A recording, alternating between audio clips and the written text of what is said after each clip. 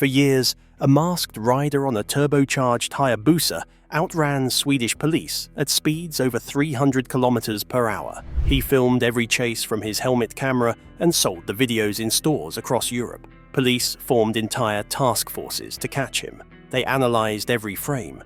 They set up coordinated pursuits. They never caught him once. Over 100 escapes, and he never spent a single day in jail. And then, one day, he just disappeared. The legend begins. In 2002, VHS tapes started appearing in Swedish motorcycle shops. The label said, "Ghostrider." The footage was shot from a helmet camera mounted on a Suzuki Hayabusa, and what people saw was impossible. The rider weaving through highway traffic at 300 kilometers per hour, running red lights without slowing down, accelerating through tunnels with the speedometer climbing past 280, police cars with sirens blaring falling further and further behind until they disappeared completely. The tapes sold thousands of copies in the first month. By 2003, Ghost Rider DVDs were distributed across Europe. Sweden, Germany, England, France. Motorcycle enthusiasts were buying them. Police departments were studying them. And everyone was asking the same question. Who is this guy? The riding wasn't just fast, it was surgical. Every lane change calculated to the centimeter. Every acceleration timed to traffic patterns. Every escape route planned before the chase even started. This wasn't some teenager on a stolen bike. This was someone who understood motorcycle engineering at a professional level and knew Swedish highways better than the people paid to patrol them. The technique was what separated Ghost Rider from everyone else. When police spotted him and hit their lights, most riders panic. They twist the throttle and hope speed alone saves them. Ghost Rider did the opposite. He stayed calm, let the police get close enough to commit to the chase. Then he'd use the environment against them. A tunnel where he could kill his lights and vanish in darkness. An exit ramp where the police cars' weight and momentum would prevent the turn. An underpass where the helicopter lost visual contact for just long enough. And he kept making videos, year after year, chase after chase, each one more aggressive than the last. Police would see the black Hayabusa and call for backup before even attempting pursuit, because they knew how it would end. They would chase, he would disappear. And a few months later, the footage would show up on a DVD with better camera angles and a price tag, the 300 km per hour Phantom. The bike Ghost Rider was riding wasn't stock. A factory Suzuki Hayabusa produces about 197 horsepower and tops out around 312 kilometers per hour. Ghost Rider's bike was turbocharged. That means forcing extra air into the engine under extreme pressure, which allows more fuel to burn, which creates more power. Think of it like blowing on campfire coals. Blow gently and you get a small flame. Blow hard with an industrial fan and you get an inferno. His Hayabusa was producing close to 500 horsepower. That's 2.5 times the factory output from the same engine. But you can't just bolt a turbocharger onto a normal motorcycle engine. The factory parts will literally explode from the extra pressure and heat. Building one requires rebuilding the entire engine with forged pistons that can handle extreme temperatures, reinforced connecting rods that won't snap under the stress of 500 horsepower, a precision-balanced crankshaft. The fuel system has to be completely replaced because more air means you need more fuel, or the engine runs too lean and melts the pistons. Custom fuel injectors spray more gasoline, and a computer delivers the exact right amount at every throttle position. Then there's heat. Compressed air gets hot, and hot air is less dense, which means less oxygen. Turbocharged bikes use intercoolers, which are basically radiators that cool the compressed air before it enters the engine. Cooler air means more oxygen, which means more power. The chassis needs upgrades too. Racing suspension to keep the bike stable at extreme speeds. Extended swing arms so the bike doesn't flip backward under acceleration. Racing brakes because trying to stop from 300 kilometers per hour with normal brakes causes the brake fluid to boil and you lose all braking. Building a bike like that costs between 30,000 and 50,000 euros in parts and labor. They require constant maintenance because every component operates at its absolute limit. Most people who try building turbocharged bikes end up with machines that don't run properly. Or they crash within months because they don't have the skill to control that much power. Ghostrider built multiple bikes over 2 decades and rode all of them at their limits without ever having a catastrophic mechanical failure caught on camera. Swedish police weren't chasing some random street racer. They were chasing someone who could build race-spec machines that required months of custom engineering work and ride them with precision that belonged on a closed track. Except he was doing it on public highways at rush hour with his crimes documented in high definition. That combination of engineering expertise and riding skill exists in maybe a handful of people worldwide, and Ghostrider was one of them, Sweden's most wanted. By 2006, Ghostrider had become a national embarrassment. One man was making the entire Swedish police force look powerless. So they formed a dedicated task force. Multiple officers assigned full-time to catch Ghostrider. They analyzed every frame of every video, looking for identifying details. They tracked Hayabusa sales across Scandinavia. They monitored motorcycle forums. They set up coordinated multi-vehicle pursuits with helicopters. They placed unmarked cars on routes where Ghostrider had been spotted before. Nothing worked. Here's why. Swedish traffic law during the early 2000s required prosecutors to prove beyond a reasonable doubt who was operating the vehicle during traffic violations. Video evidence alone wasn't enough unless it clearly showed the operator's face or the vehicle's license plate. This is different from countries like the United States or Germany, where identifying the vehicle through a license plate is enough to issue citations to the registered owner. Sweden required definitive identification, not presumption. Ghostrider's entire filming strategy exploited this requirement. Full face helmet with dark visor so no facial features were ever visible. All black riding gear with no logos or unique markings. License plate either removed or positioned where cameras couldn't capture it clearly. Every video shot from the rider's perspective so you never saw his face while riding. Never saw a clear license plate. Never saw anything that definitively proved who was on that motorcycle at that specific moment. You could watch hours of Ghostrider footage and never see anything that would hold up in court. Police knew who it was. Motorcycle journalists knew who it was. Everyone in the Swedish racing community knew who it was. But knowing and proving in court are completely different things. Ghostrider distributed DVDs through his own shop with his name on the packaging, and they still couldn't build a prosecutable case because the videos themselves contained zero admissible evidence. Compare this to modern street racers who tried to copy him. Antonio Ginestri, known as Squeeze Benz, started posting New York street racing videos in 2023. Within months, he was arrested. His mistakes were obvious. He posted from identifiable social media accounts under the Squeeze Benz handle that connected to his real identity. He taunted police in videos. NYPD tracked him through those accounts and set up a sting operation. Arrested him mid-run. Bryce Cleveland, known as Jixer.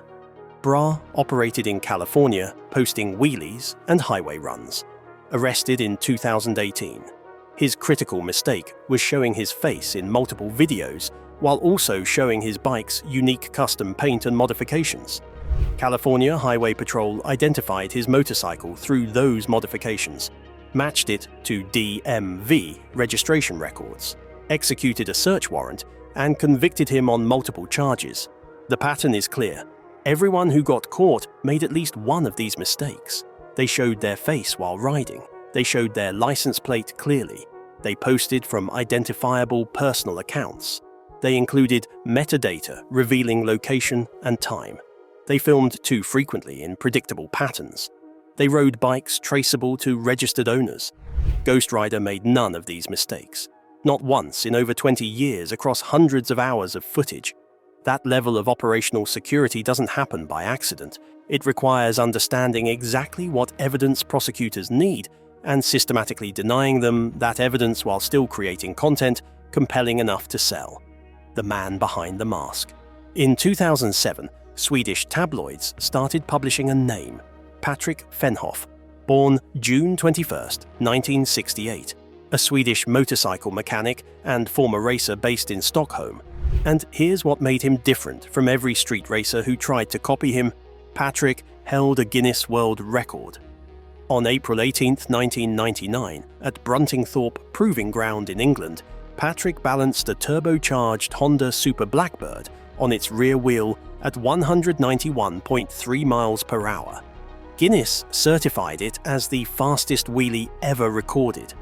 That record did two critical things for him. First, it established his credibility as someone operating at an elite professional level. When ghostrider videos started appearing 3 years later, showing similarly impossible riding, the community immediately suspected someone with world record abilities. The wheelie technique, the throttle control, the body positioning. Everything matched what Patrick had demonstrated publicly. Second, it created legal cover. When tabloids named him as ghostrider, Patrick could point to his legitimate career as a world record holder and motorcycle mechanic. He wasn't just some criminal street racer.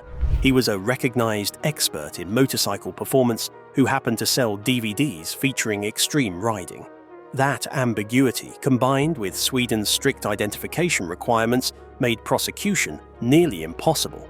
Patrick later set another wheelie record at 220 miles per hour on a 500 horsepower turbocharged Hayabusa.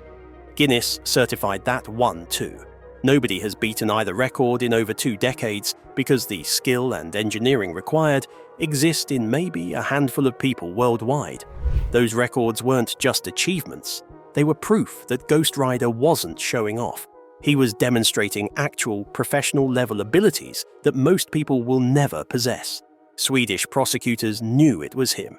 They analyzed the videos looking for unique body positioning or riding techniques that matched Patrick's public demonstrations. They tracked his bikes through registration records. They monitored his shop. But they couldn't prove beyond reasonable doubt that Patrick Fenhoff was the person wearing that helmet in those specific videos on those specific dates.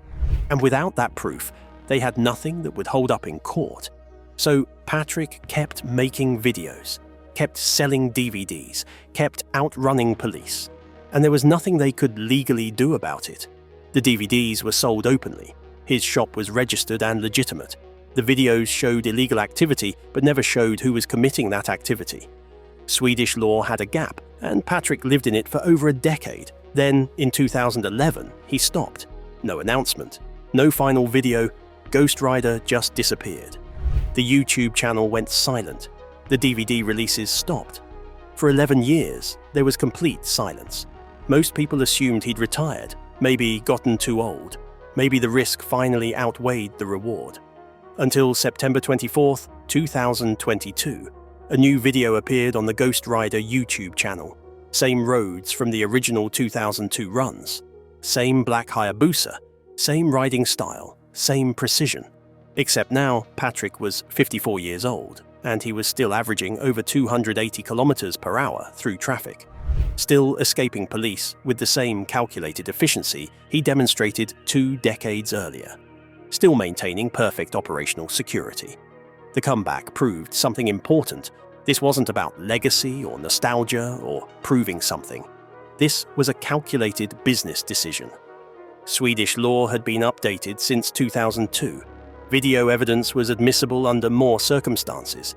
Digital forensics could establish identity through metadata. License plate readers were everywhere. Traffic cameras had higher resolution. But Patrick adapted. Routes planned through areas with less camera coverage. Methods to obscure plates that work against automated recognition systems. Metadata stripped from uploads before posting. The fundamental strategy never changed. Deny prosecutors the specific evidence they need while creating content people will pay for. But the tactics evolved as technology advanced. And 6 months after the comeback in April 2023, something new happened. A new rider appeared in ghostrider videos.